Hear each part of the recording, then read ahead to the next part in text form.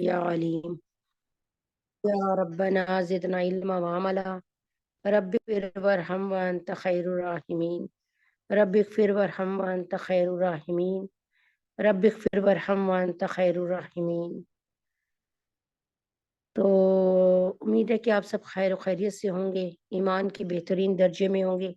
अल्लाह ताला आप सबको हदायत, ज़िंदगी, सेहत, तंदुरुस्ती अता फरमाए। अल्लाह तबारक ताला आप सबके बिगड़े काम बना दे। अल्लाह पाक आप सबको सेहत कामिल समेरा से नवाजे। अल्लाह ताला हर मुश्किल में आपके लिए आसानी फरमा दे। अल्लाह तबारक ताला हर मुश्किल में आपके लिए आसानी फरमाए और हर अल्लाह तबारक ताला मुश्किलों वाली जिंदगियों से आपकी जान छुड़ाए और अल्लाह तबारक ताला आपको उस अपनी निगाह खास में रखे, क्योंकि अल्लाह तबारक ताला रिस्क में बरकत दे और अल्लाह तबारक ताला आपकी हर परेशानी को दूर फरमाए।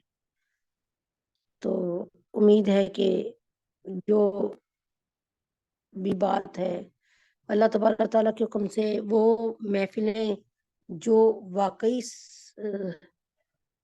अल्लाह के लिए हों और वो वाली महफिलें जो सिर्फ अल्लाह के लिए हों और अल्लाह ही की याद में बसाई जाती हों, उन महफिलों से जुड़ना नेक लोगों का काम है। अल्लाह तबारक ताला के नबी अकरम सल्लल्लाहु अलैहि वसल्लम फरमाते हैं कि ये जिक्र के हल्के जन्नत के बागात हैं, जब इनमें आ जाते हो तो जी भर के चलो।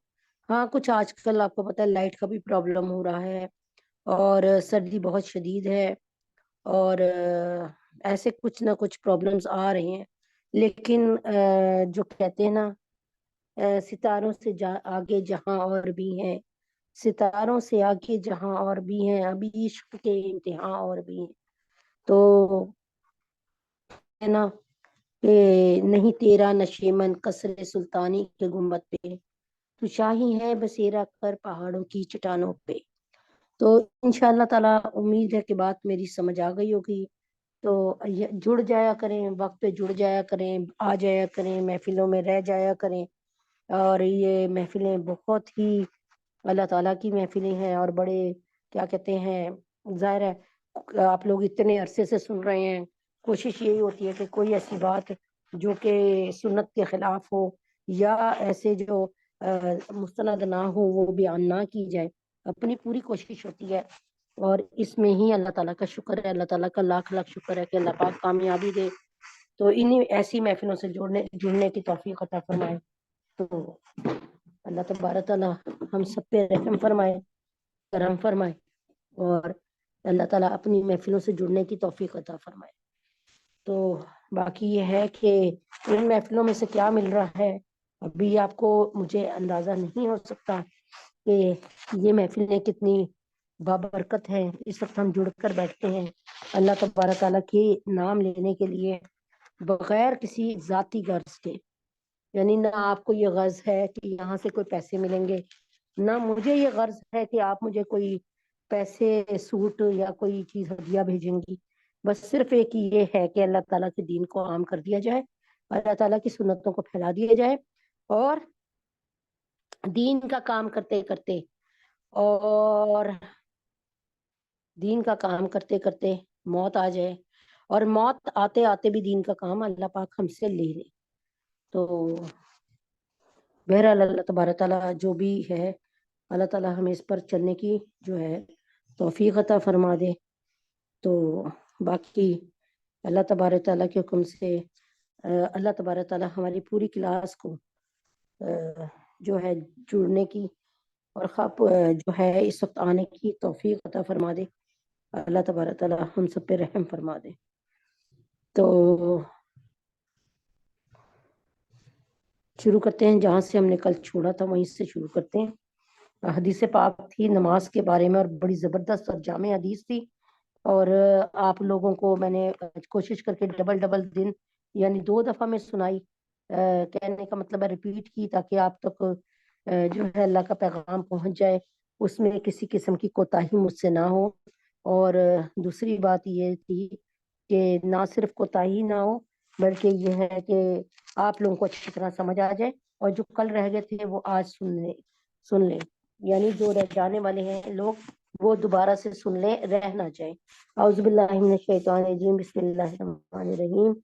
یہاں پہ ہے کہ اگر اس کی وجہ مال و دولت کی کثرت ہے، یعنی نماز میں اگر سستی ہو گئی اور اس کی وجہ جو ہے مال و دولت کی کثرت ہے، تو قارون کے ساتھ حشر ہوگا، اور اگر حکومت اور سلطنت ہے تو فرعون کے ساتھ حشر ہوگا۔ کہ آپ لوگوں نے کہا جی ہمیں حکومتی کاموں میں لگے تھے، ہمیں نماز کی فرصت نہیں ملی، یا کوئی کہہ دے میری بہت دولت تھی میں اس کو سمیٹ رہا تھا، تو اس کا قارون کے ساتھ حشر ہوگا۔ اور قارون کے لیے یہ جن کا نام لیے گئے ہیں ان کو عام جہنم میں نہیں ڈالا جائے گا، بلکہ ان کی ایک جنت جو ہے چند لوگوں کی جنت علیحدہ ہے، جہنم علیحدہ ہے۔ ان کی جہنم اتنی شدید ہے جو صرف ان کے پائے کے لوگوں کے لیے اللہ تعالیٰ نے بنائی ہے، اور جس کا ذکر قرآن مجید میں ہوا ہے الحمدللہ۔ تو ایسی جہنم دیکھیں نا، جہنم کتنی، جہنم کی وادیاں بتاؤں یا کروں تو بہت دیر لگ جائے گی۔ کیسے سقر ہے، سعیر ہے، حطمہ ہے، حاویہ ہے، لظہ ہے، اور زمحریر ہے۔ مطلب میں اگر آپ کو جہنم کے طبقے بتاؤں، وادیاں بتاؤں یا درجات بتاؤں تو اس میں بہت ٹائم لگ جائے گا، ٹھیک ہے۔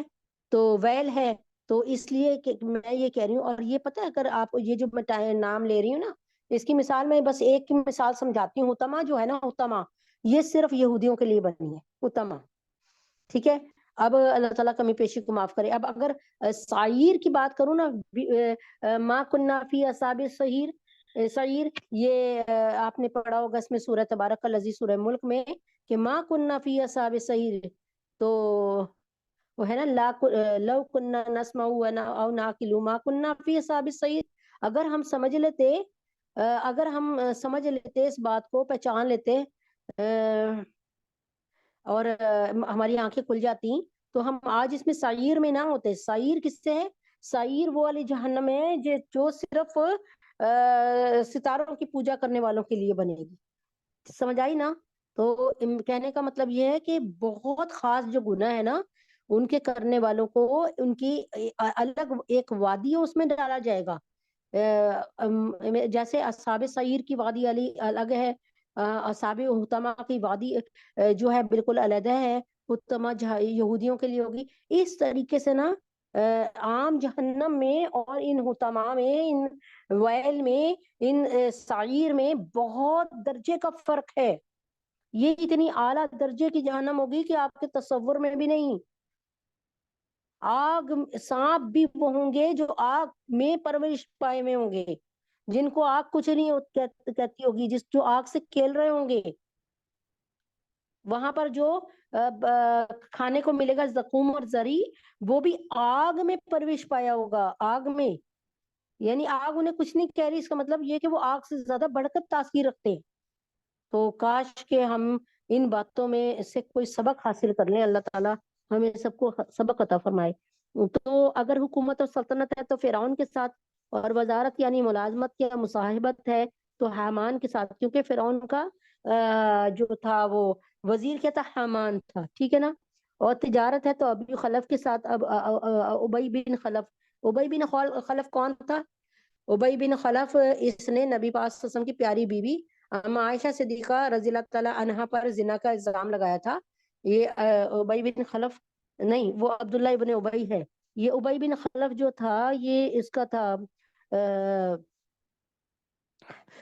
حضرت بلال حبشی رضی اللہ تعالی عنہ کا مالک، ٹھیک ہے، جو بہت ظلم کرواتا تھا۔ اور جب ان لوگوں کے ساتھ حشر ہو گیا تو پھر جس قسم کے بھی عذاب احادیث میں وارد ہوئے ہیں، خواہ وہ حدیث متکلم فی ہو، ان میں کوئی اشکال نہیں۔ جہنم کے عذاب بہت سخت سے سخت ہے، البتہ یہ ضرور ہے کہ اس کو اپنے ایمان کی وجہ سے ایک نہ ایک دن، اچھا اب کیا کہ ایک، اللہ مجھے معاف کر دے، اپنے حبیب کے طفیل میں نے جن جہنموں کے نام لیے، آپ میں سے اور مجھ میں سے اور ہمارے جو ہے اہل خانہ میں سے کسی ایک کو بھی اللہ تعالیٰ جہنم کا، ادنا جہنم کا بھی منہ نہ دکھائے۔ تو لیکن ایک بات بتا رہی ہوں میں آپ کو، کلمہ گو ہے جو جہنم میں جائے گا، وہ ایک دن کلمہ کہنے کی وجہ سے واپس ضرور آئے گا جنت میں، ٹھیک ہے نا۔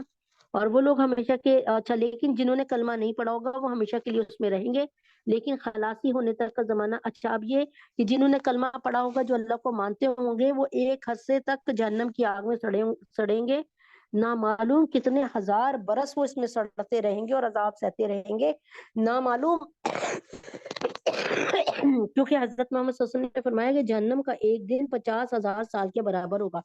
اور خود نبی اکرم صلی اللہ علیہ وسلم کی بات تو بہت وزنی ہے، ہمیں یقین ہے، لیکن ایک بات اور ہے کہ یہ قرآن میں آپ سورۃ المعارج کا شروع پڑھیں گے نا، سورۃ المعارج، قرآن میں سورۃ المعارج کا، تو آپ کو پتہ چل جائے گا کہ ایک دن 50,000 سال کا ہوگا جہنم کا، یعنی دنیاوی 50,000 سال، اور جہنم کا دن ایک ایک ایک دن دنیاوی 50,000 سال کے بعد ہوگا۔ اب آپ کو پتا ہے خوشی کا ٹائم کتنی جلدی پاس ہو جاتا ہے، عید آتی ہے نا، صبح صبح ہم کہتے ہیں اب یہ عید کی 3 چھٹیاں آ رہی ہیں، آج عید ہے، آج بڑا مزہ آئے گا، اس سے ملیں گے یہ وہ، لیکن آپ نے دیکھا ہوگا کہ اتنی جلدی ابھی نہائے دھوئے اور جلدی سے ابھی تھوڑا کچھ ایسا انجوائے بھی نہیں کیا اور عید گزر گئی۔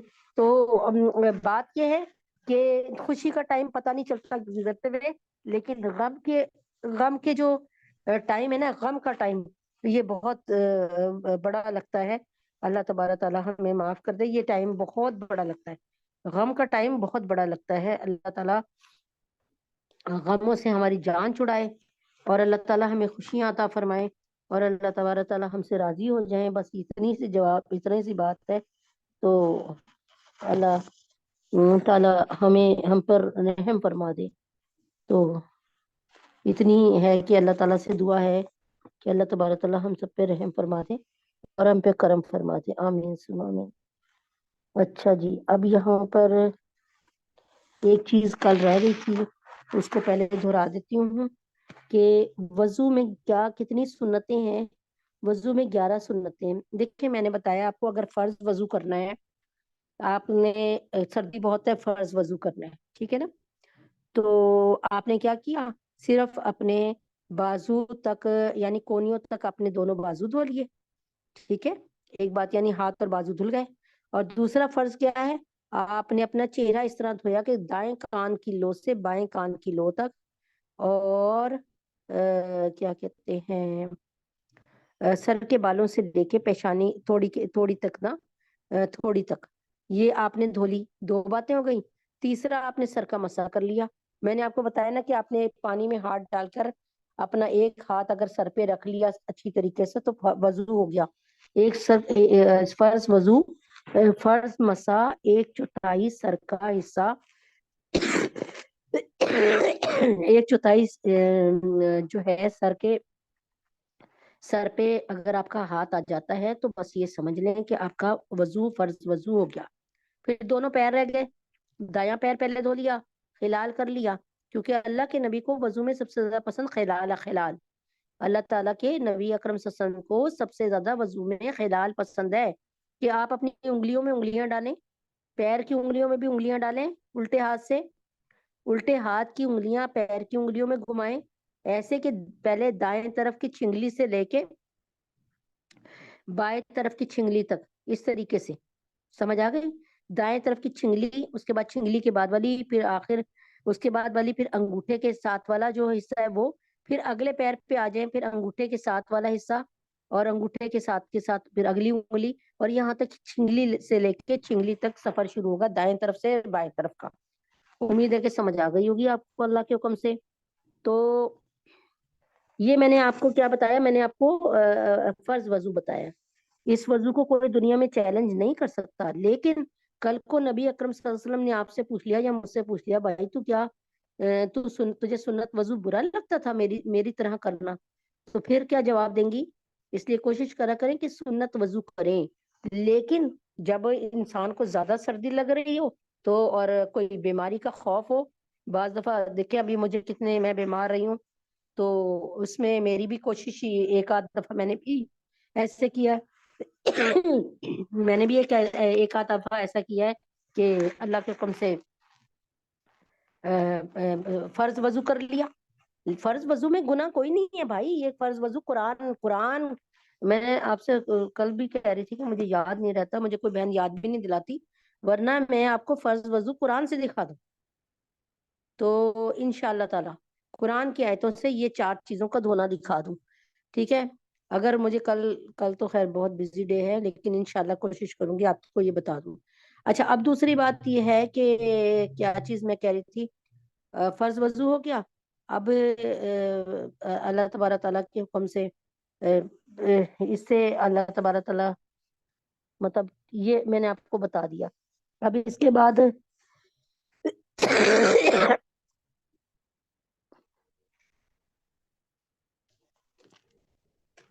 وضو کی جو ہیں سنتیں، اب دیکھیں نا، وہ میں نے فرض وضو بتایا تھا کہ فرض وضو کر لیں آپ، ایسے کر لیں، ٹھیک ہے؟ وہ ٹھیک ہے، لیکن سنت وضو جب ہم کرتے ہیں تو فرض وضو آٹومیٹکلی ہو جاتا ہے، یعنی فرض وضو سنت وضو میں جب سنت وضو کرتے ہیں تو سنت کا ثواب بھی ملے گا اور فرض وضو کا بھی ثواب ملے گا، تو پھر یہ کیوں نہ کریں کہ ہم سنت وضو کریں، ٹھیک ہے؟ لیکن جلدی ہے، پانی کی کمی ہے، بیماری ہے، کوئی چیز ایسی آپ کے ساتھ مسئلہ چل رہا ہے جو آپ کو پتہ ہے،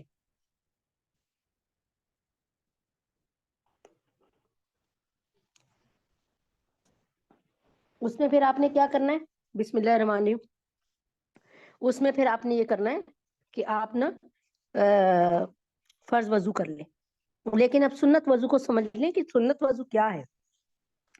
سب سے پہلے نیت کرنا، اس کو بعض لوگ پڑھتے ہیں بسم اللہ العظیم الحمد للہ رب العالمین، ٹھیک ہے؟ اس کی یہ بھی دعا ہے بسم اللہ العظیم والحمد للہ رب العالمین، اس کی یہ بھی دعا ہے بسم اللہ الرحمن الرحیم کہہ لیجئے۔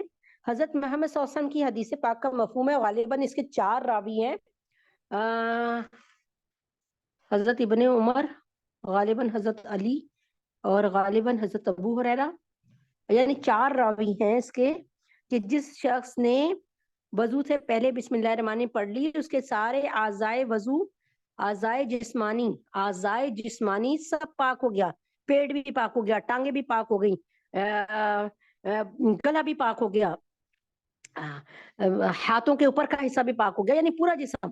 لیکن جس نے بغیر وضو کے بغیر بسم اللہ کے وضو کیا، اس کے صرف اعضائے وضو جہاں جہاں پانی لگ رہا ہے وہ پاک ہوں گے۔ اب دیکھیں ایسی لاٹری والی، یہ دیکھیں نا لاٹری نکل آئی ہے ہم سب کی، لیکن اس کے باوجود ہم نے نبی پاک صلی اللہ علیہ وسلم کی باتوں کو ہلکا سمجھا اور ہم نے اس کی طرف دھیان دینا ختم کیا ہوا ہے، اور اس کی مین وجہ یہ ہے کہ ہم سب جو ادھر بیٹھے ہیں اور سن رہے ہیں، بالکل معافی کے ساتھ کہتی ہوں کہ ہماری کوششیں نہیں ہیں۔ اگر اب آپ کو بہت برا لگے گا، میں آپ کے سامنے ہاتھ جوڑ کے معافی مانگتی ہوں، اگر آپ اپنے ساتھ کسی سہیلی کو، کسی پڑوسن کو، اپنی کسی دیورانی جٹھانی کو، اپنی ساس کو، اپنی کسی بہت آپ کی لائک فرینڈ جسے کہہ لیں، جسے آپ بہت پسند کرتے ہیں، اس کو لے کر بیٹھ جائیں، تو اگر آپ کی تعداد اس وقت پتہ نہیں 15 کتنی بھی ہے، وہ ڈبل ہو جائے گی، اور وہ بھی نیک عمل سیکھے گی اور کرے گی، تو آپ کو اس کا ثواب ملے گا، اور انشاءاللہ تعالی یہ دیے سے دیا جلے گا۔ پہلا دیا جلانا مشکل ہوتا ہے، اور پہلے دیے کے بعد ایک موم بتی جلانا مشکل ہے، ایک موم بتی جلانے کے بعد کروڑ موم بتیوں سے ایک موم بتی سے جل سکتی ہیں۔ ارادے جن کے پختہ ہوں، ارادے جن کے پختہ ہوں، نظر جن کی خدا پر ہو، تلاطم خیز موجوں سے وہ گھبرایا نہیں کرتے۔ چنانچہ نیت کرنا سب سے پہلے، نمبر 2 نمبر میں شروع میں بسم اللہ پڑھنا، نمبر 3 بار دونوں ہاتھ گھٹوں تک دھونا، یہ میں آپ کو بتا رہی ہوں، وضو میں 11 سنتیں ہیں۔ نیت کرنا، شروع میں بسم اللہ پڑھنا، 3 بار دونوں ہاتھ گھٹوں تک دھونا، 3 بار کلی کرنا، مسواک کرنا، 3 بار ناک میں پانی ڈالنا، 3 بار چہرہ دھونا، پورے سر اور کانوں کا مسح کرنا، ہاتھ پیروں کی انگلیوں کا خلال کرنا، لگاتار اس طرح دھونا کہ یہ پہلا عضو خشک نہ ہونے پائے، دوسرا عضو دھل جائے، یعنی پیر در پہ وضو کرنا، یہ نہیں کہ ابھی آپ نے منہ دھویا ہے جلدی سے آ کر چائے بیٹھ کے پینا شروع ہو گئی، نہیں، یا یہ کہ چائے ہنڈیا میں جا کے چمچہ چلانے شروع ہو گئی، بھائی پے در پہ وضو کرنا، ایک وضو ابھی مکمل ایک ہوا پھر دوسرا ہو جائے، दूसरा अभी मुकम्मल हुआ तो तीसरा वजू का काम हो जाए, ठीक है ना। तो लगातार इस तरह धोना कि पहला अजू खुश्क ना होने पाए कि दूसरा अजू धुल जाए, तरतीब वार वजू करना। और पहले तरतीब वार धोना के पहले मुंह धोएं, फिर कोहनियों समेत हाथ धोएं, फिर सर का मसा करें और फिर पांव धोएं, ठीक है। तरतीब वार धोना। अब वजू के मुस्तहबात क्या है, यानी अच्छी चीज वजू में क्या है। सुन्नतों के अलावा बाकी बातें जो वजू के मसनून तरीके में है वो मुस्तहब है। नंबर 1, किबला रुख होकर बैठना, ठीक है। अगर आपके पास आसानी के साथ बैठ सकती हैं तो आसानी के साथ बैठ जाइए। दूसरे नंबर पे किबला रुख हो जाइए, किबले की तरफ मुंह कर लीजिए। तीसरे नंबर पे बदन मल कर धोइए। मल मल कर धोना, अल्लाह के नबी फरमाते हैं सर्दी में जो वजू करो ना उसे मल मल के करो।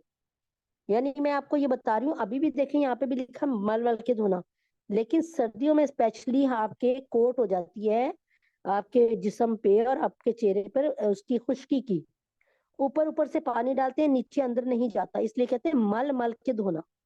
तो क्या मतलब, किबला रुख होकर बैठना, बदन मल कर धोना, यानी मल मल कर धोना, ये नहीं कि छपाके मारे और बस धुल गया, नहीं, उसको जरा रगड़ना। दाहिनी तरफ से शुरू कीजिए, तो यानी सीधे हाथ की तरफ से शुरू कीजिए, दूसरे से मदद ना लेना। मदद यानी लोटा किसी और को ना पकड़ाना, खुद ही लोटे को पकड़ लेना और एक हाथ से लोटा पकड़ना और दूसरे हाथ से ये काम करना। वजू से बचा हुआ पानी खड़े होकर पीना। वजू से जो बचा हुआ लोटे में पानी हो, लोटा साफ सुथरा हो या बर्तन साफ सुथरा हो, उसमें बाद में पी लीजिए आप। तो ये क्या थे, ये मुस्तहबात हैं, यानी अच्छा अमल है, ठीक है, मुस्तहिब है, कर लेंगे तो बहुत अच्छा है। किबला रुख होकर बैठना नंबर 1।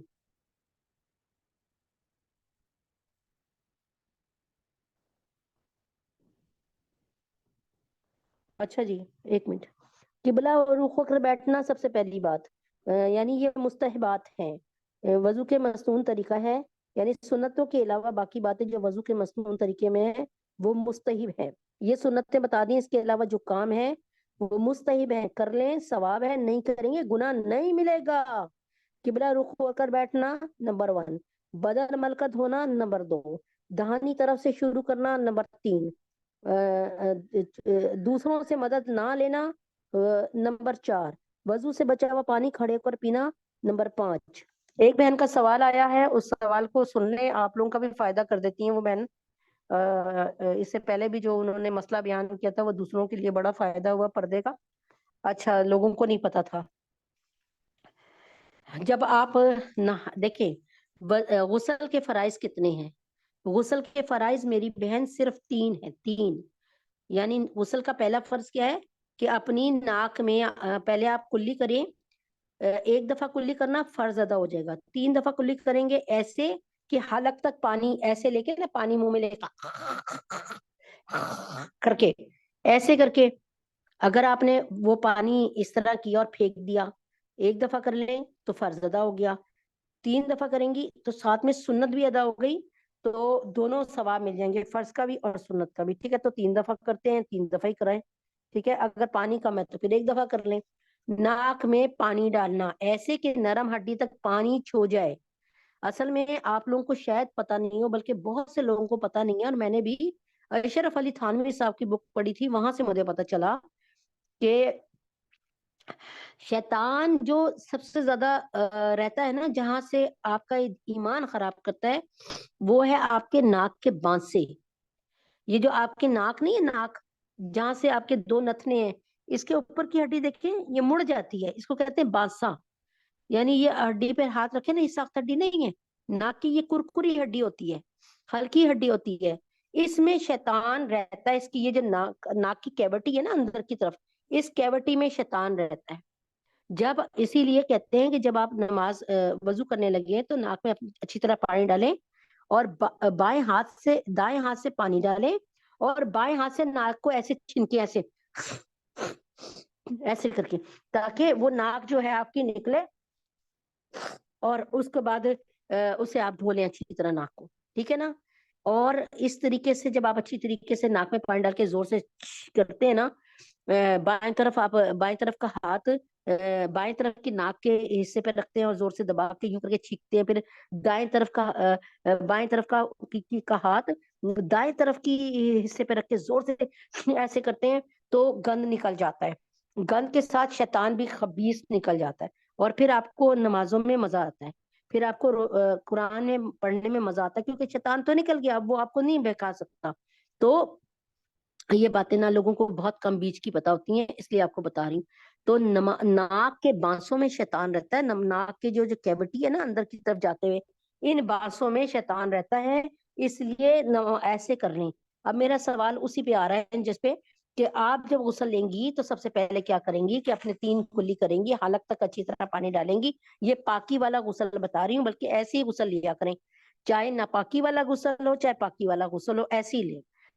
तो पहले आपने 3 दफा कुल्ली अच्छी तरह कर ली, हलक में खूब अच्छी तरह पानी ठहरा के निकाल लिया, हाँ करके, फिर नाक में अच्छी तरह पानी डाला कि नरम हड्डी तक पानी को पहुंचा लिया। अब वो भी पहुंच गया, और फिर नाक से पानी निकाल लिया आपने, अच्छी तरह नाक साफ कर ली। इसका मतलब यह है कि शैतान खत्म हो गया, इसका दखूल खत्म हो गया। तीसरी तरफ ये कि आप अपने पूरे जिस्म पे पानी डालें, पहले दाएं तरफ डालें फिर बाएं तरफ डालें। आपके जिस्म पर बाल बराबर जगह खुश्क नहीं रहनी चाहिए। तो जब आप इस तरह वजू कर लेती हैं, गुस्ल कर लेती हैं, तो ऑटोमेटिकली वजू हो गया। यानी आपने बाथरूम में गई, आपको टॉयलेट में हैबिट महसूस हुई, आपने टॉयलेट हैबिट पूरी की, आपने पेशाब वगैरह कर लिया और धो लिया, अब आप नहाई हैं सुन्नत नहाने से। जो मैंने आपको बताया ना कि ये 4 जो हैं, तीन तीन अमल जो हैं गुस्ल में फर्ज हैं। सबसे पहले ये कि आपने पानी गरारे करने हैं, गरगरे करने हैं हलक तक, यानी रोजे की हालत में ऐसे नहीं करना, ख्याल रखना है आम हालत में हलक तक पानी ले जाएं और गरगर करके नीचे फेंक दें। इस तरह 1 दफा कर लें या 3 दफा कर लें, 1 दफा करने पे फर्ज अदा होता है, 3 दफा करने पे सुन्नत भी अदा हो जाती है। उसके बाद आपने नाक में पानी डालना है, दाएं हाथ से पानी डालें और बाएं हाथ से अच्छी तरह छिनक छिनक लें। 1 दफा कर लें तो फर्ज अदा हो गया, 3 दफा कर लिया तो सुन्नत भी अदा हो गई, यानी मजीद सवाब हो गया। 2 बातें होंगी। तीसरी दफा आपने पानी डालना है, ऐसे डालना है कि दाएं तरफ डालने अच्छी तरह, पहले बाल बराबर भी जगह खाली ना रहे, सूखी ना रहे, बाहर निकल के आती हैं, अभी जिस्म बिल्कुल गीला है, आपको ख्याल आता है कि ये देखो, हाँ नेल पॉलिश तो छुड़ाई नहीं थी, मैं नहाने गई। आप जिस्म के गीले गीले में जल्दी से नेल पॉलिश छुड़ाती हैं, या कहीं आपके टेप लगी हुई थी, या कहीं आपके पेंट लगा हुआ था, या कहीं आपका आटा खुश्क हो गया, आप जल्दी से करके वो जगह को धो लेती हैं, तो आपका गुस्ल सही हो गया। और अगर आप बिल्कुल सूख गई हैं और बाद में पता चले कि लो जी लो, नहाना भी पाकी वाला था और इतनी ज्यादा टेप लगी हुई है, या नेल पॉलिश लगी है, या कोई पेंट लगा है, या आटा खुश्क हो गया है, अब आपको अगर नापाकी का वजू था तो दोबारा से करना पड़ेगा, नापाकी वाला गुस्ल है तो दोबारा से गुस्ल करें। अच्छा, आप जब आप सही तरीके से गुस्ल कर रही हैं जैसे मैंने बता दिया, तो आपका वजू खुद ब खुद ऑटोमेटिकली हो गया। वजू में 4 आज़ा हैं, अंदर कैविटीज वाला कोई वजू नहीं है। यानी मस्जिद वजू में पहले आप क्या करती हैं, वजू का पहला फर्ज ये है कि आप दोनों बाजू अच्छी तरह धोएं, कोनियों समेत, कोनियों के ऊपर तक, यानी कोनियों के ऊपर तक, कोनियों समेत। आप जब नहाती हैं धुल गए, हो गए ना साफ। दूसरा दूसरा वजू का दूसरा फर्ज है कि आप अपने चेहरे को धोएं, दाएं कान की लो से बाएं कान की लो तक, और आप सर के बालों से लेके थोड़ी तक। अब बताएं, आपने धो लिया कि नहीं धो लिया? लोग तो अच्छी तरीके से 3 3 दफा साबुन मल के धोते हैं, ठीक है, अब आपका हो गया, धुल गया, यानी वजू का दूसरा हिस्सा भी अदा हो गया। अब आता है तीसरा कि आपका सर का मसा, चौथाई मसा, आप तो माशाल्लाह शैम्पू लगा के पूरा सर धो रही हैं, तो ऑटोमेटिकली आपका सर धुल गया, आपके सर की जड़ों में भी पानी पहुंच गया। तो हमने तो सिर्फ यही कहा था ना कि एक हाथ पानी में डालकर निकाल लें और उसको सर पे रख लें तो मसा हो जाएगा, 1/4 सर का मसा फर्ज है। तो आपने तो पूरा सर धो लिया, माशाल्लाह हो गया आपका। चौथी चीज है आपके पैर, दायां पैर और बायां पैर, वो भी वजू में आप, गुस्ल में आप लोग मस्त धोते हैं, बल्कि मेरे जैसे और आप जैसी बहनें तो नहाने के भी बाद अपने पैरों को दोबारा धो लेती हैं कि कहीं खुदा ना खास्ता कोई चींटा ना पड़ो। तो भाई क्या हुआ, چاروں فرائض وضو کے ادا ہو گئے غسل کے اندر، اب وضو کرنا بے وقوفی ہے، یعنی برا نہ مانیے گا، یعنی ایک بات ہے کہ وقت بچا لینا، جب اللہ وقت بچا رہا ہے آپ کا تو پھر آپ کو کیا ضرورت ہے کہ وقت نہ بچائیں، ٹھیک ہے نا؟ تو اس بات کو سمجھ گئی ہوں گی آپ کو کہ میں کیا کہہ رہی ہوں، کہ جب آپ سنت وضو کرتی ہیں، نہیں آپ جب فرض وضو کرتی فرض غسل کرتی ہیں، جب آپ فرض غسل کرتی ہیں تو اللہ تعالی کے حکم سے آپ کا فرض وضو ادا ہو جاتا ہے، سنتیں رہ جاتی ہیں کوئی بات نہیں، آپ کا یعنی وضو ہو گیا، اب وضو ہو گیا، وضو پر دوبارہ محنت کرنے کی ضرورت نہیں ہے، جب تک وضو رہے گا، جب تک وضو کی ٹوٹنے والا کوئی پیشاب نہ آ جائے، پخانہ نہ آ جائے، کوئی ری نہ خارج ہو، ہاں کہیں سے خون نکل آئے، آپ نہا کر آئیں، وضو بھی ہو گیا، لیکن کیا ہوا، آپ نے اپنا دوپٹہ اوڑھتے ہوئے آپ کی پن آپ کو چبھ گئی، ٹھیک ہے، ایک مثال ہے، پن چبھ گئی یا کہیں بلیڈ پڑا تھا اس سے آپ کا ہاتھ کٹ گیا یا پیر کٹ گیا کچھ بھی ایسی، تو اور ایک دم سے خون نکل آیا، اور خون اپنی جگہ سے بہہ بھی جاتا ہے، تو بھائی پھر اب آپ کا وضو ٹوٹ گیا، آپ کا غسل ہو گیا، وضو ٹوٹ گیا، وضو کریں، اپنے اس خون کو نا روکیں، کوئی دوا لگائیں، کوئی پاؤڈر لگائیں، کچھ جو بھی آپ میڈیسن لگاتی ہیں وہ لگائیں، اس کو خون کو رک جائے گا، پھر دوبارہ وضو کریں، ختم بس، امید ہے کہ بات سمجھ آ گئی گی۔ اعوذ باللہ من الشیطان الرجیم، بسم اللہ الرحمن الرحیم۔ ہائے میرے اللہ، میری بہنوں، من مرضی کی زندگی گزارنے والے خسارے میں رہیں گے۔ خلیفہ ہارون رشید کے پاس ایک مرتبہ بہلول آئے، ہارون رشید نے انہیں خوبصورت چھڑی دیکھ کر کہا، بہلول یہ چھڑی کسی بے وقوف کو دے دینا۔ بہلول وہ چھڑی لے کر گھر گئے۔ کچھ عرصے کے بعد ہارون رشید بیمار ہو گئے، کافی علاج معالجہ کرایا مگر صحتیاب نہ ہو سکے۔ بہلول کو پتہ چلا تو وہ بھی عیادت کے لیے بادشاہ کے پاس آ گئے، اور تو کیا کہا انہوں نے، اس نے بادشاہ سے کہا، بادشاہ سلامت، اگر آپ نے ایک جگہ سے دوسری جگہ سفر کرنا ہو تو کیا آپ پہلے وہاں کا انتظام اور انصرام چیک کرواتے ہیں، جہاں آپ جا رہے ہیں کہ وہاں کیا انتظام ہے؟ کہا ہاں چیک کراتا ہوں۔ پھر پوچھا اگر وہاں کسی کی قسم کی چیز کی کمی ہو تو کیا آپ وہ کمی پوری کرتے ہیں؟ بادشاہ نے کہا، ہارون رشید نے، ہاں کرتا ہوں، ہاں وہ بھی پوری کرتا ہوں۔ پھر بہلول نے کہا، بادشاہ سلامت، آپ اس وقت بستر مرگ پہ بڑے ہوئے ہیں، دنیا سے جانے کے بعد پہلے آپ کو قبر میں جانا ہوگا، کیا آپ نے وہاں کا کوئی انتظام اور انصرام چیک کرایا ہے؟ بادشاہ نے کہا نہیں۔ پھر بہلول نے پوچھا، کیا آپ نے قبر کے سامان میں ہر طرح کی کمی کو پورا کر دیا ہے؟ انہوں نے کہا نہیں۔ جب اس نے کہا کہ میں نے کچھ بھی انتظام اور انصرام نہیں کرایا تو بہلول نے وہ چھڑی نکال کر ہارون رشید کو دے دی اور کہا، بادشاہ سلامت، اس دنیا میں مجھے آپ سے زیادہ بے وقوف کوئی بھی نظر نہیں آتا۔ یعنی جب آپ سفر پہ نکلتے تھے تو 10,000 کا لشکر آگے اور 10,000 کا لشکر پیچھے ہوتا تھا، ٹھیک ہے، اتنے انتظام کے ساتھ چلتے تھے، ہزاروں کا لشکر آگے اور ہزاروں کا لشکر پیچھے، ٹھیک ہے، اور اتنے آپ ٹھاٹ باٹ کے ساتھ سفر کرتے تھے۔ لیکن آج اتنا دنیا کا، یعنی آج سب سے لمبا سفر ہے اور آپ نے اس کا کوئی انتظام نہیں کیا، لہٰذا آپ ہی اس چھڑی کے زیادہ حقدار ہیں۔ ایک بزرگ فرمایا کرتے تھے کہ اے دوست، جتنا تم نے دنیا میں زندہ رہنا ہے اتنی تم دنیا کے لیے کوشش کر لو، اور جتنا تم نے آخرت میں رہنا ہے اتنی آخرت کے لیے محنت کر لو۔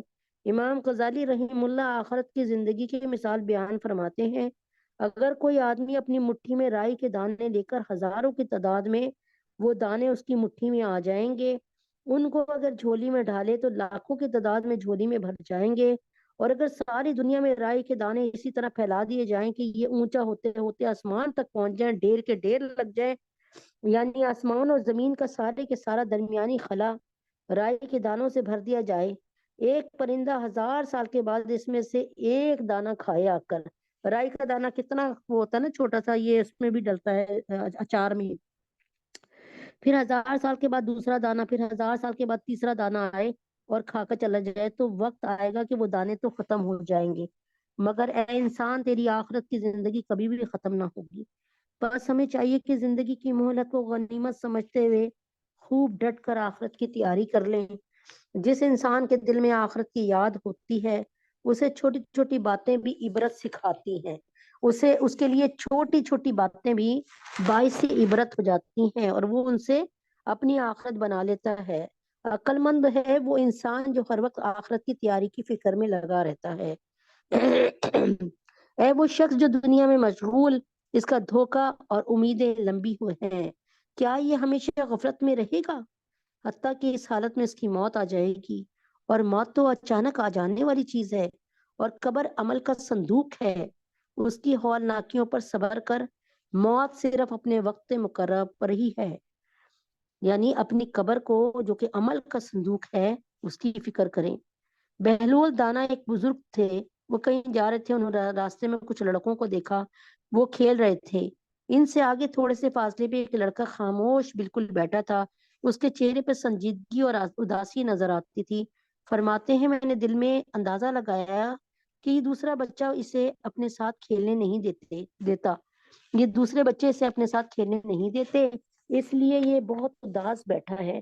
چنانچہ میں نے سوچا چلو میں اس کی تھوڑی سی داد رسی کر دوں، اس سے پیار کر لوں، اس کو سمجھا دوں، دوسرے بچوں کو سمجھاؤں کہ اس کو کھلاؤ اپنے ساتھ، وہ خوش ہو جائے گا۔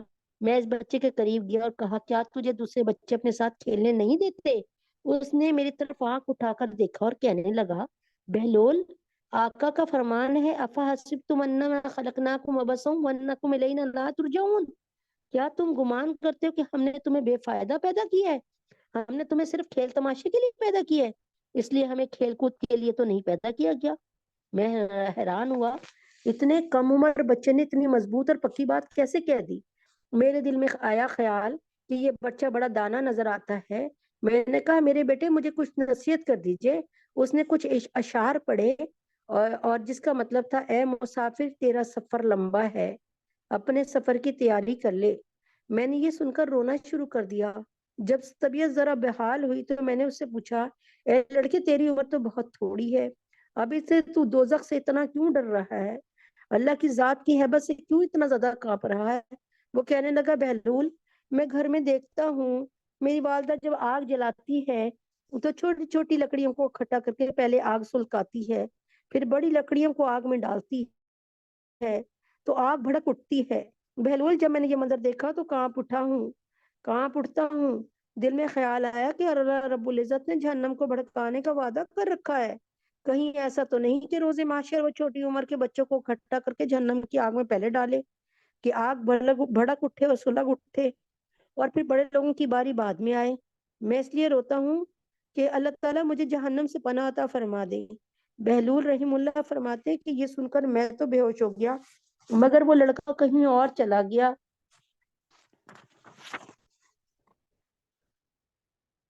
تو حضرت حبیب اجمی حضرت حسن بصری رحیم اللہ کے مرید تھے، جب انتقال کا وقت قریب آیا تو بہت گھبرانے لگے، تو بہت ہی گھبرا رہے تھے۔ کسی نے عرض کیا حضرت آپ تو اللہ کے ولی ہیں، آپ بھی اتنا گھبراتے ہیں، اس سے پہلے تو آپ اتنے پریشان کبھی نہیں ہوتے تھے۔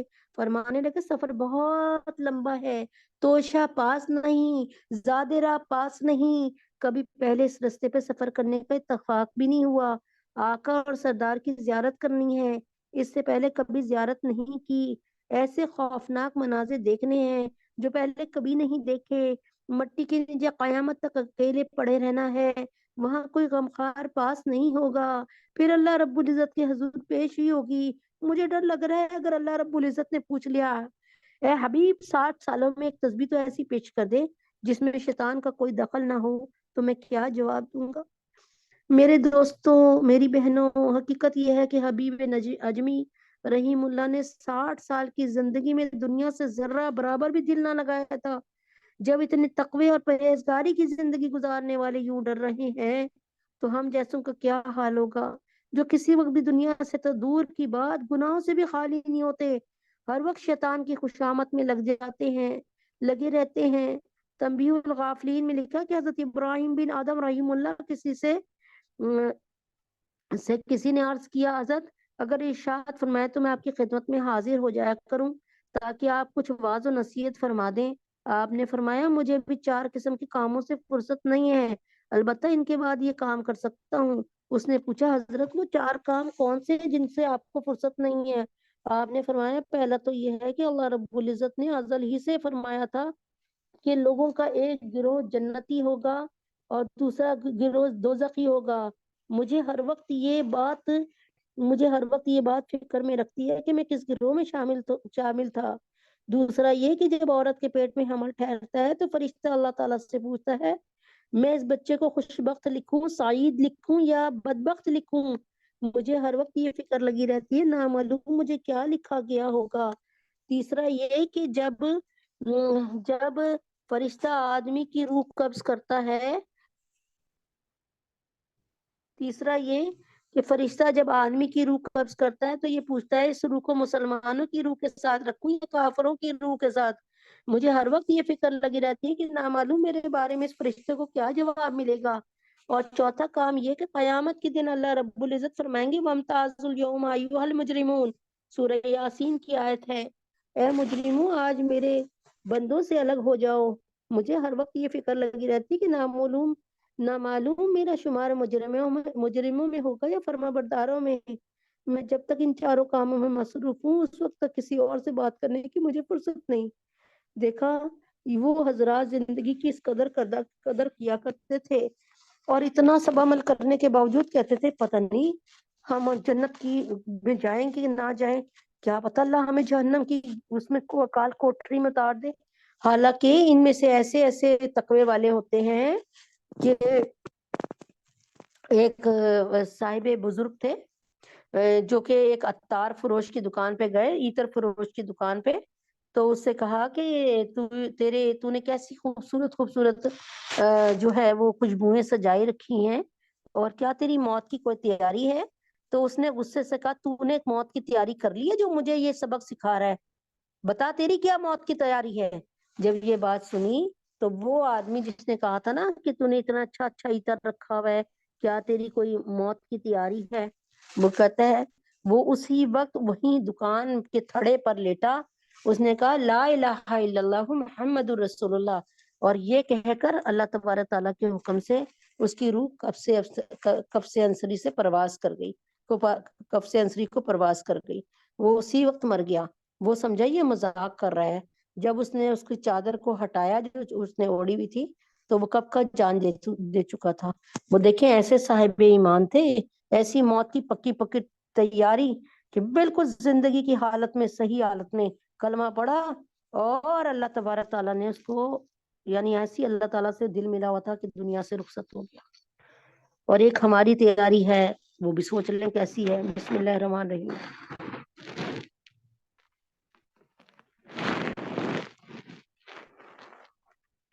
بسم اللہ الرحمن الرحیم.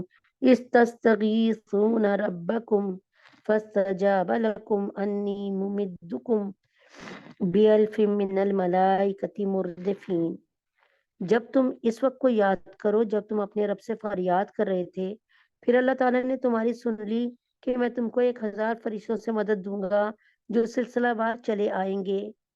وما جعلہ اللہ الا بشرا ولتطمئن بہ قلوبکم, اور اللہ تعالیٰ نے یہ امداد محض اس کے لیے کی کہ بشارت ہو اور تاکہ تمہارے دلوں کو قرار ہو جاوے.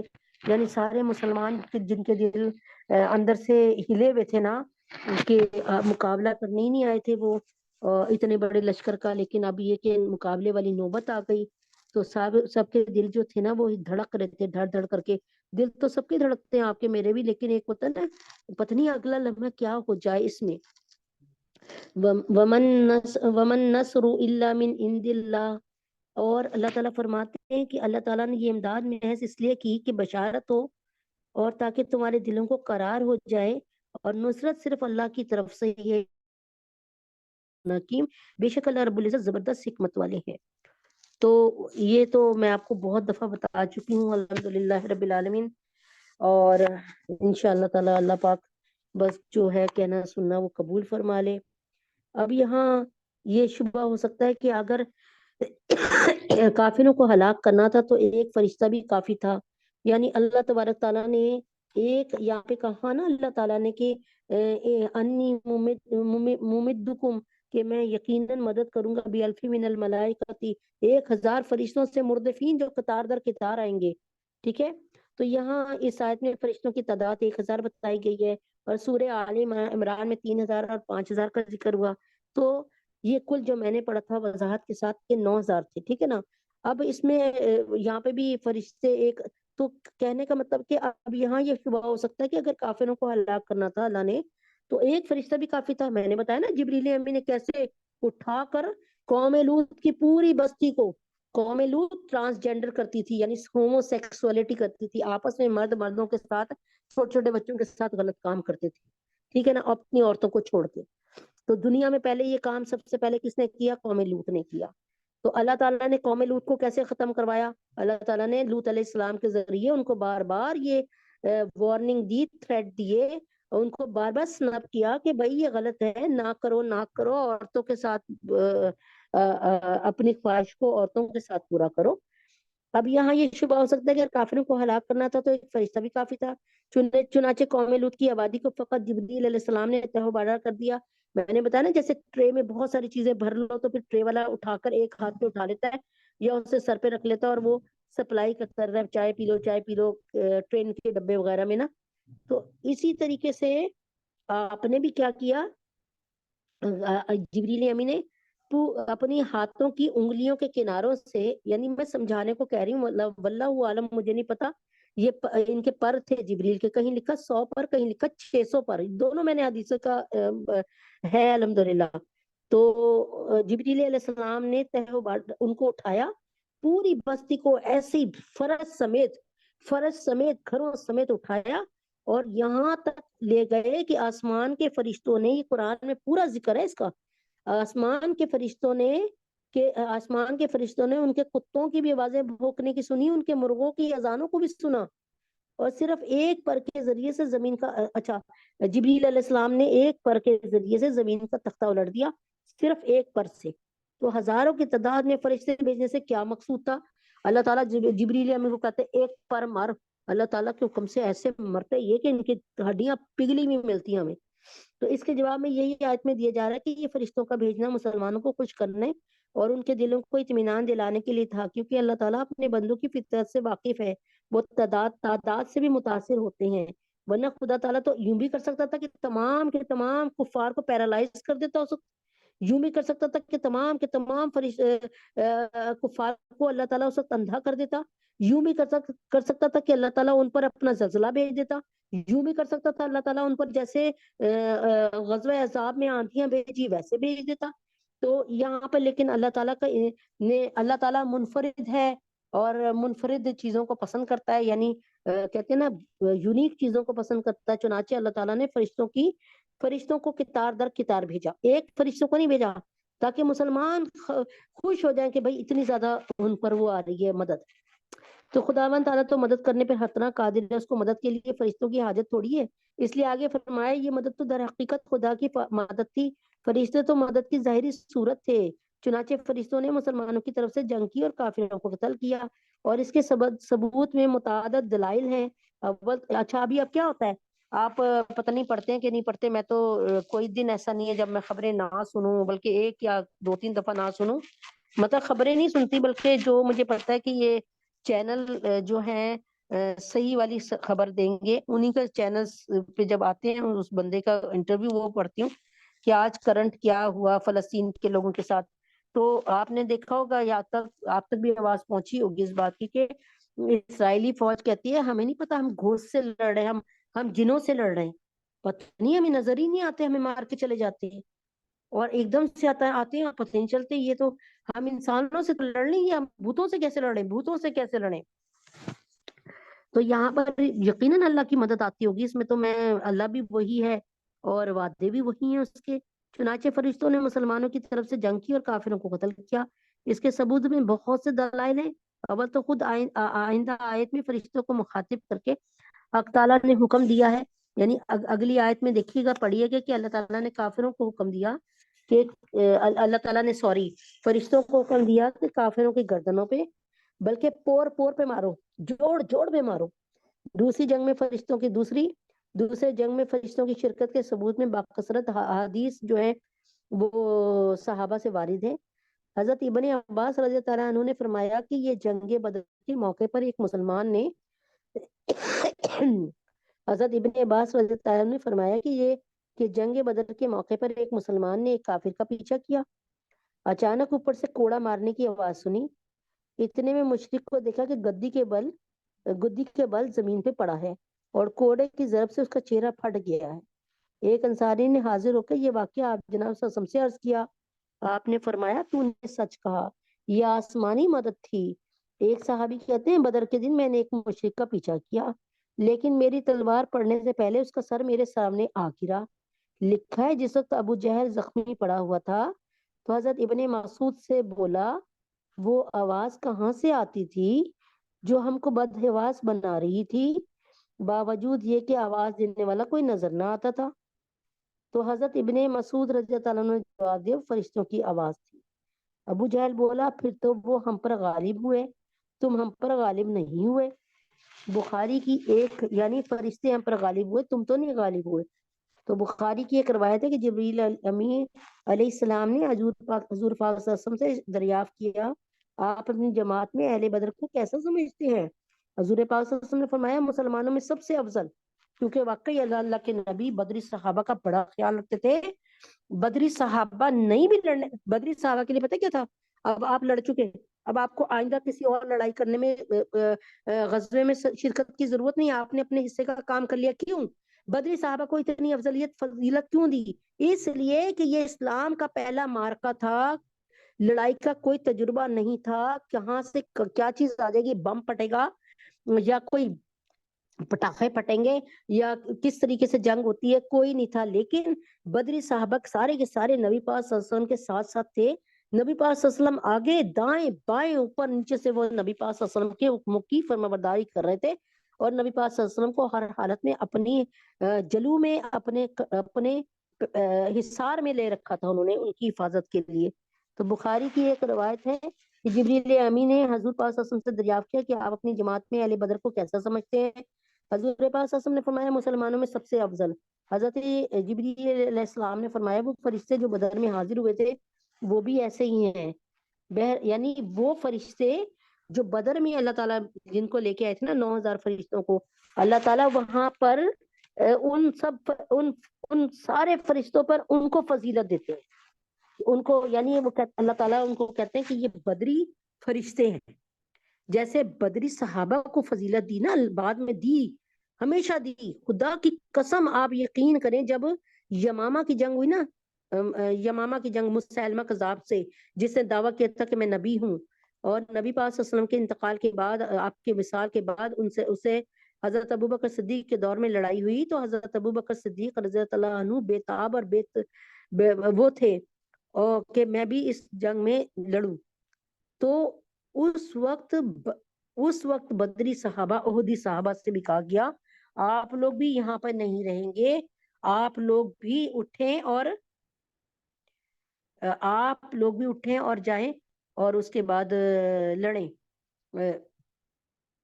سمجھ آ رہی ہے نا؟ تو یہ ایک واحد جنگ تھی، جنگ یمامہ، جو نبی اکرم صلی اللہ علیہ وسلم کی وفات کے وصال کے بعد ہوئی۔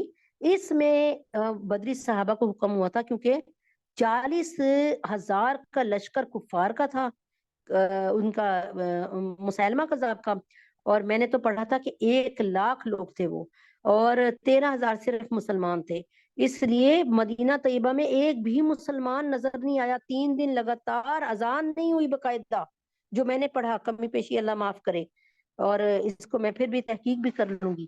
تو کہنے کا کیا مقصد ہے کہ خود حضرت ابو بکر صدیق کو بھی جانے کو تیار تھے، لیکن اس وقت مدینے میں ایک بندہ تو رہے، تو آپ اس وقت خلیفہ رسول تھے، اسلام کے پہلے خلیفہ، تو حضرت علی نے فرمایا کہ آپ نہیں جائیں گے، آپ مدینہ کو سنبھالیں گے، ٹھیک ہے، کوئی تو ایک مرد رہے مدینہ میں۔ تو آپ نے رو کے کہا کہ پھر تمہیں یہ خبر ملے کہ جنگل کے درندے ابو بکر کو اٹھا کر لے کر گھسیٹتے ہیں، یعنی آپ ایک انسان اپنے آپ کو کسی وقت بددعا دیتے نا غصے میں جل کے، ویسے تو سمجھ آ گئی نا۔ لیکن بدری صحابہ کا جو رتبہ اللہ تعالیٰ نے بدری صحابہ کو جو حضرت محمد صلی اللہ علیہ وسلم نے رتبہ دیا، اسلام نے اللہ نے بدری فرشتوں کو بھی جو اس دن وہ 9,000 کے قریب اترے تھے، ان کو بھی وہی رتبہ دیا، ان کو بھی سب سے ممتاز بنا دیا، اس وجہ سے کہ وہ اسلام کی پہلی جنگ میں کام آئے۔ حضرت جبرائیل علیہ السلام نے فرمایا وہ فرشتے جو بدر میں حاضر ہوئے تھے وہ بھی ایسے ہی ہیں۔ بہرحال فرشتوں کے آنے کی غرض یہ تھی کہ مسلمانوں کو امداد الہی کی بشارت ہو اور اپنی فتح کی طرف سے اطمینان ہو جائے۔ یا اللہ ہمیں بھی ہر حال میں اپنی ذات پاک سے دعا کرنے کی توفیق نصیب فرمائیے، اپنی قدرت اور حکمت سے ہماری امداد کی صورت ظاہر فرمائیے، اسلام اور اہل اسلام کو غلبہ اور نصرت عطا فرمائیے۔ یا اللہ اس وقت جہاں جہاں روئے زمین پر اہل اسلام اور دشمنان دین کفار مشرکین سے مقابلہ ہے، اہل اسلام کو کامیابی اور فتح اور غلبہ نصیب فرما دیجیے، آمین۔ اور دشمنان دین کو خاسر، ناکام، نامراد اور ملیہ میٹ فرما دیجیے، آمین۔ وآخر دعوانا ان الحمد للہ رب العالمین۔ یہ غالباً چوتھا چیپٹر ہے، چوتھا سبق ہے جو اس کا اللہ پاک نے آج پایہ تکمیل تک پہنچایا۔ اللہ تعالیٰ حق بات کہنے کی، حق بات سننے کی، حق بات آگے پھیلانے کی اور حق پر ہم سب کو چلنے کی توفیق عطا فرمائے۔ تو یہ ہو گئے اللہ کے حکم سے 4 چیپٹر، 4 سبق ہو گئے، 5واں اب انشاءاللہ کریں گے۔ اس میں میں آپ کو بتا دوں کہ بہت جلد یہ اعلان ہونے والا ہے اللہ کے حکم سے کہ دورہ تفسیر قرآن شروع ہو جائے گا انشاءاللہ۔ تو آپ نے اس کے لیے اور لوگوں کو بھی یہ بات کہ بھائی صرف 1-2 مہینے کی بات ہے، آپ لوگ قرآن کو ایک منفرد انداز سے سنیے کہ قرآن مجید اللہ تعالیٰ نے فلاں فلاں ساری 114 صورتیں کیوں نازل فرمائیں، کیا ضرورت تھی اللہ کو یہ صورتیں نازل فرمانے کی، اور اللہ تعالیٰ ان میں کیا ڈیمانڈ کر رہے ہیں۔ قرآن کریم کے لیے میں ایک بات کہہ کے دعا کرانا شروع کرتی ہوں کہ قرآن کریم کی اگر ترتیب نزولی کو دیکھا جائے اور ترتیب سعودی کو دیکھا جائے تو دونوں الگ الگ ہیں۔ نزول ہونے کے اعتبار سے قرآن کی سب سے پہلی سورہ علق کی 5 آیتیں تھیں، اقرا سے جو تھی نا، اور یہ تھی نزولی ترتیب کے، پہلی یہ تھی، اور آخری آیت جو تھی وہ سورۃ اذا جاء نصر اللہ، سورۃ النصر غالباً، تو وہ تھی آخری سورت، اذا جاء نصر اللہ والفتح ورأیت الناس یدخلون، یہ والی سورت سب سے قرآن کی آخری سورت تھی۔ لیکن جب آپ سعودی ترتیب میں دیکھتی ہیں، سعودی ترتیب میں تو سب شروع کہاں سے ہو رہا ہے؟ الف لام میم ذالک الکتاب لا ریب فیہ، کہ یہ وہ کتاب ہے جس کو شک نہ کرنا، کیونکہ یہاں سے شروعات اس لیے قرآن کی جا رہی ہے کہ قرآن میں جتنے بھی معجزے بتائے گئے ہیں، جتنی بھی باتیں، ان میں سے اگر آپ لکھیں تو ایک معجزہ بھی کسی سائنٹسٹ کو دے دیں، کسی ایتھیسٹ کو دے دیں، کسی لبرل قسم کے بندے کو دے دیں، تو وہ کہے گا کہ نعوذ باللہ نعوذ باللہ نعوذ باللہ نعوذ باللہ، یہ کوئی فیری ٹیلز ہیں یا کوئی ایسے، یہ تو جھوٹی نعوذ باللہ بات ہے، اس پر میں یقین نہیں کروں گا۔ ٹھیک ہے، تو انشاءاللہ تعالی باقاعدہ میں آپ کو ایک ایک بات جو قرآن کا، ایک ایک قصہ، ایک ایک واقعہ، اور جو ہے وہ انشاءاللہ تعالی دورہ تفسیر قرآن جو کہ جلد ہی شروع ہونے والا ہے، میں انشاءاللہ تعالی اللہ نے چاہا تو بتاؤں گی۔ اور پھر دیکھ لیجئے گا کہ دنیا میں کسی غیر مسلم کو آپ یہ بتائیں کہ ایسا ہوا اور وہ مان لے گا۔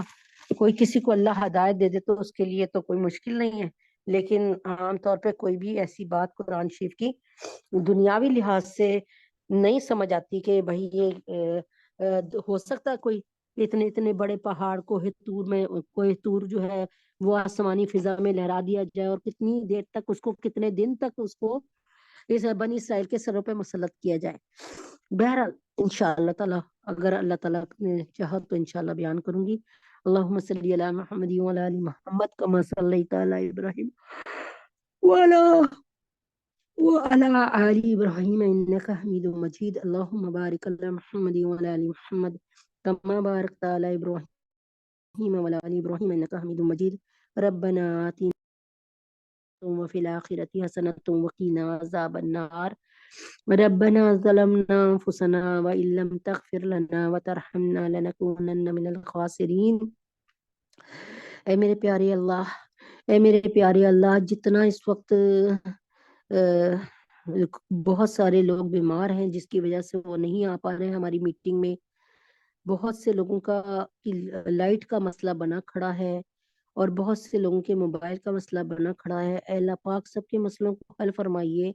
اے اللہ پاک اس محفل میں برکت عطا فرمائیے، اے اللہ پاک اس محفل میں برکت عطا فرمائیے، اس کو قبول فرما لیجئے اے اللہ پاک، اس محفل کو، اس میٹنگ کو ہمیشہ کے لیے، قیامت کی صبح تک کے لیے اے اللہ پاک، ہمارے والدین کے لیے، ساس سسر کے لیے، ہمارے جتنے مرحومین ہیں ان سب کے لیے اس کو صدقہ جاریہ بنا دیجئے، مغفرت کا باعث بنا دیجئے، ہم سب کے گناہوں کو معاف فرما دیجئے، ہم سب کی خطاؤں کو درگزر فرما دیجئے۔ مولا کریم آقا عظیم، ہمیں کچھ نہیں آتا، ہمیں کچھ نہیں پتا، اے اللہ اپنے حبیب پاک صلی اللہ علیہ وسلم کے طفیل میں ہمارے راستے، ہمارے ہاتھ پکڑ کر ہمیں اس رستے پہ ڈال دیجئے جو رستہ جنت کی طرف جاتا ہو، جو کامیابی کی طرف جاتا ہو۔ اے اللہ پاک ہم اتنے کیا کہتے ہیں، اے اللہ پاک ہم اتنے کم عقل ہیں، اگر ہمیں کوئی چیز نہیں ملتی تو ہم اپنے آپ کو بد نصیب سمجھتے ہیں، اور اللہ پاک ہم اپنے آپ کو بد نصیب سمجھتے ہیں اور اپنے آپ کو برا بھلا کہہ لیتے ہیں۔ اللہ پاک ہمیں نہ اصل میں اللہ تبارک تعالیٰ ہم آپ کی حکمتوں کو سمجھ ہی نہیں پاتے۔ اللہ پاک ہم اتنے بے چین اور بے قل اور بے قرار ہو جاتے ہیں جب ہمارے ساتھ ذرا سی زیادتی ہوتی ہے، ہمیں برداشت ختم ہو جاتی ہے۔ اے اللہ پاک اگر ہمیں آپ کی حکمتیں سمجھ آ جائیں تو اے اللہ پاک، حضرت موسیٰ علیہ السلام کے لیے حضرت محمد صلی اللہ علیہ وسلم نے فرمایا تھا کہ کاش کہ موسیٰ علیہ السلام حضرت خضر علیہ السلام کے ساتھ جب جا رہے تھے سفر پہ تو وہ خاموش رہتے اور صبر کر لیتے تو ہمیں بہت سی حکمت کی اور باتیں بھی پتہ چل جاتی۔ اللہ اکبر کبیرہ۔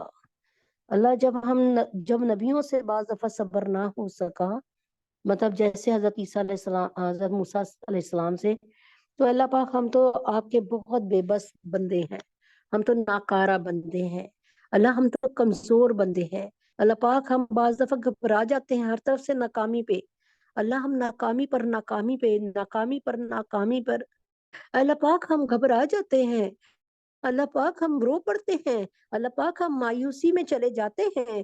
اللہ پاک ہم تیری حکمتوں کو سمجھ نہیں پاتے۔ اللہ پاک ہم لوگ بہت بے بس انسان ہیں۔ اللہ پاک ہمیں کسی امتحان میں مت ڈالیے، اللہ پاک ہم آپ کے اعلیٰ امتحانوں کے قابل نہیں ہیں۔ اللہ پاک وہ تیرے انبیاء تھے جو تجھے سمجھتے تھے، اللہ پاک اے اللہ پاک وہ تیرے انبیاء تھے اور وہ تجھے سمجھتے تھے، لیکن اللہ پاک ہمیں نہیں پتا، یا اللہ پاک ہمیں نہیں پتا کہ ہم کس طریقے سے کسی بات کو سمجھتے ہو۔ اللہ پاک ہمیں کوئی عقل نہیں ہے، سمجھ نہیں ہے، اللہ پاک ہمیں کوئی سمجھ نہیں ہے، ہمیں کوئی عقل نہیں ہے۔ یا اللہ پاک ہمارے گناہوں کو معاف فرما دیجیے، یا اللہ پاک ہماری خطاؤں کو درگزر فرما دیجیے۔ یا اللہ پاک، یا اللہ پاک جتنی بچیاں اس وقت گھروں میں بیٹھی ہیں اور اللہ پاک نکاح تک عمر آ گئی ہے ان کی، یا اللہ پاک اپنے حبیب پاک صلی اللہ علیہ وسلم کے طفیل میں، یا اللہ نکاح کی عمروں تک پہنچ گئی ہیں بچیاں، یا اللہ پاک ان کے لیے نیک بار بھیج دیجیے، ان کے لیے نیک در عطا فرما دیجیے۔ یا اللہ پاک ہم سب کے گناہوں کو معاف فرما دیجیے، یا اللہ پاک ہم سب کی خطاؤں کو درگزر فرما دیجیے۔ یا اللہ پاک، یا اللہ پاک ہم سب پہ رحم فرما دیجیے۔ یا اللہ پاک گناہوں سے بچنے کی توفیق عطا فرما دیجیے۔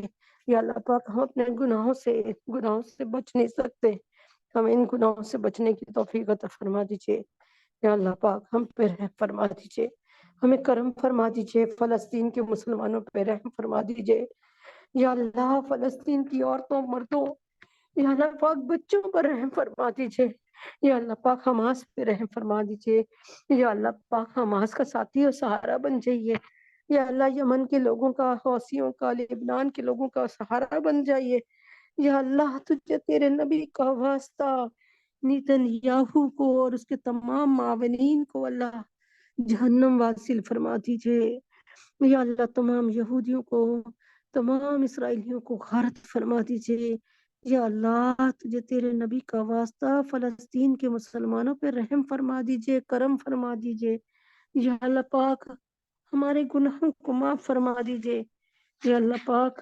نہیں ان کی حالت دیکھی جاتی، فلسطین کے لوگوں کی حالت نہیں دیکھی جاتی یا اللہ پاک۔ جو بیمار ہیں ان کو صحت کاملہ عاجلہ مستمر عطا فرما دیجیے یا اللہ پاک۔ تمام علماء اسلام، علماء دین کو، ندیم بھائی کو، مہر کو، نازیہ، دلیپ، طلحہ اور اشفاق صاحب کو یا اللہ پاک، عبداللہ، علیہ، حسین، شازیہ، معظم، جہانگیر، نازیہ، عائشہ، حمید، حسن، مومن، عائشہ، جنید، حمزہ، سنبل، عنایت، عادل، نرگس باجی، ان کی فیملی، ان سب فیملیز کو اللہ، جتنے لوگ بیٹھے ان کی فیملی، میری فیملی، ان سب کو صحت کاملہ عاجلہ مستمرہ عطا فرما دیجیے اللہ۔ تیرا شکر ہے کہ آپ نے میری بھی بیماری کو بہت حد تک ختم کیا اللہ، تیرا شکر ہے الحمدللہ رب العالمین۔ یا اللہ امت محمدیہ صلی اللہ علیہ وسلم کی ساری بیٹیوں کے لیے، حفصہ، فاطمہ کے لیے، جویریہ، سدرہ، سبحانہ، جو بہنیں بیٹھی ہیں یہاں ان کی بچیوں کے لیے،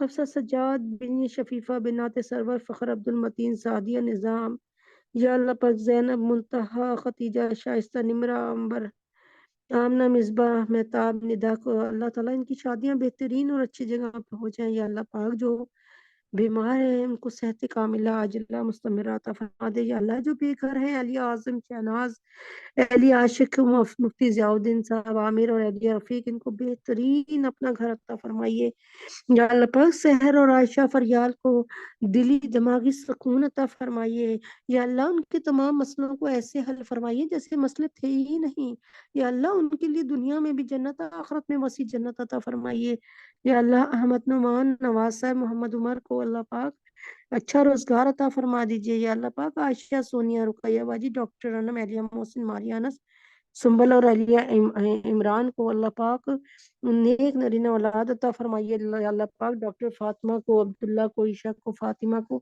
اور ڈاکٹر حمنہ کو اللہ دنیا اور آخرت کے ہر امتحان میں 100% نمبروں سے کامیابی عطا فرمائیے۔ جتنی عورتیں ہاتھ پھیلائے بیٹھی ان کے گھر والوں کو، ان کو اور میرے گھر والوں کو یا اللہ دنیا اور آخرت کے ہر امتحان میں 100% نمبروں سے کامیابی عطا فرما دیجیے یا اللہ پاک۔ پاکستان کو اسلام کا قلعہ بنا دیجیے یا اللہ پاک۔ پاکستان کو اسلامی، اخلاقی، معاشی، معاشرتی ترقی عطا فرما دیجیے، سماجی ترقی عطا فرما دیجیے یا اللہ پاک۔ پاکستان میں ایمان کی نعمت کے ساتھ، ہدایت کی نعمت کے ساتھ یا اللہ تمام نعمتوں کا نزول ہو جائے یا اللہ پاک۔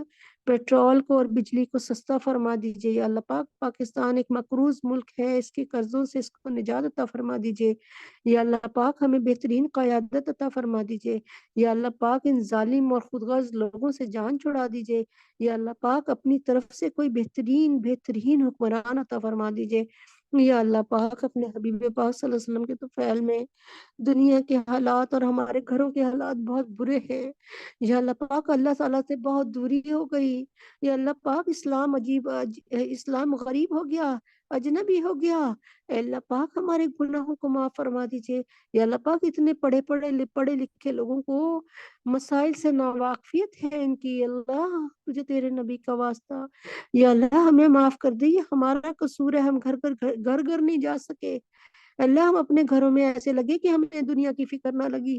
ہمارے گناہوں کو معاف فرما دیجئے۔ مسلمان جہاں کہیں ہیں، بوسنیا، چچنیا، صومالیہ میں، برما میں، شام میں، سیریا میں، عراق میں، افغانستان میں، کشمیر میں، فلسطین میں سارے مسلمانوں کی حفاظت فرما دے۔ ان کی بچیوں کی عزت و آبرو کی حفاظت فرما دیجئے۔ ان کو جو آج مغلوب ہے ان کو غالب فرما دیجئے۔ پورا فلسطین آزاد ہو جائے۔ پورا فلسطین جو آج سے 80 سال پہلے آزاد تھا ویسے ہی آزاد ہو جائے یا اللہ۔ ہماری مسجد اقصی کی حفاظت فرما دے، ہمارے سارے حرم کی حفاظت فرما دے۔ اس سال زیارت حرمین شریفین ہمارا مقدر فرما دے۔ ہم سب کے گناہوں کو معاف فرما دیجئے۔ ہمارے جو کام اس وقت ہو رہے ہیں، چل رہے ہیں، ان میں ہماری دستگیری فرما دیجئے، ہماری اصلاح فرما دیجئے۔ وصلی اللہ تعالی علی خیر خلقہ محمد وعلی آلہ وصحبہ اجمعین برحمتک یا ارحم الراحمین۔ سبحان ربک رب العزت عما یصفون وسلام علی المرسلین والحمد للہ رب العالمین۔ السلام علیکم ورحمۃ اللہ وبرکاتہ۔